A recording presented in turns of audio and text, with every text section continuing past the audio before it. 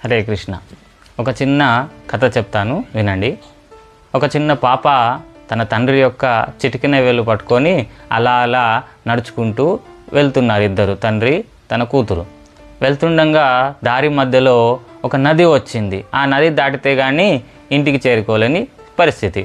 ఆ నది ఎలాగైనా దాటాలి. అప్పుడు తన తండ్రి యొక్క చిటికిన వేలు పట్టుకున్న ఆ పాప ఏం చేసింది అంటే తన తండ్రికి, నాన్న నా చేతిని గట్టిగా పట్టుకో అని అన్నది. అప్పుడు ఆ తండ్రి తన కూతురుకు, ఇందులో తేడా ఏముంది బేటా, ఒకవేళ నేను నీ చేయి పట్టుకున్నా నువ్వు నా చేయి పెట్టుకున్నా అంతే కదా, ఎలాగో నది దాటుతాం కదా అని అన్నది.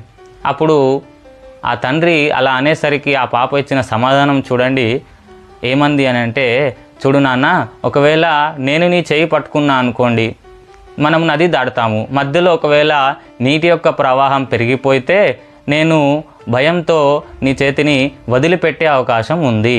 కానీ ఒకవేళ నువ్వు నా చేయి పట్టుకున్నావు అనుకో, ఎంత ప్రవాహం పెరిగినా నీవు నా చేయిని అస్సలు వదిలిపెట్టవు. కాబట్టి నువ్వు నా చేయి పట్టుకో అని అంది. చూడండి ఎంత తెలివి, ఎంత సంస్కారం ఉంది ఆ పాపకి. ఎందుకోసమనంటే చూడండి, తండ్రి మీద ఆ పిల్లలకున్న నమ్మకం అది. తను ఒకవేళ తను చేతి పట్టుకున్నది అనుకోండి, ప్రవాహం పెరిగితే భయంతో వదిలేస్తుండే. కానీ వాళ్ళ నాన్న పాప చేతి పట్టుకున్నాడు అనుకోండి, అస్సలు వదిలిపెట్టాడు. కాబట్టి ఇలాంటి మంచి విషయాలు మన ఇంట్లో ఉన్నటువంటి పిల్లలకు మనం నేర్పాలి. మంచి మంచి కథలు వినిపించాలి. హరే కృష్ణ.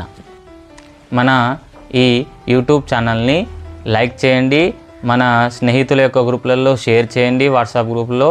అలాగే సబ్స్క్రైబ్ చేయడం తప్పకుండా మర్చిపోకండి. హరే కృష్ణ.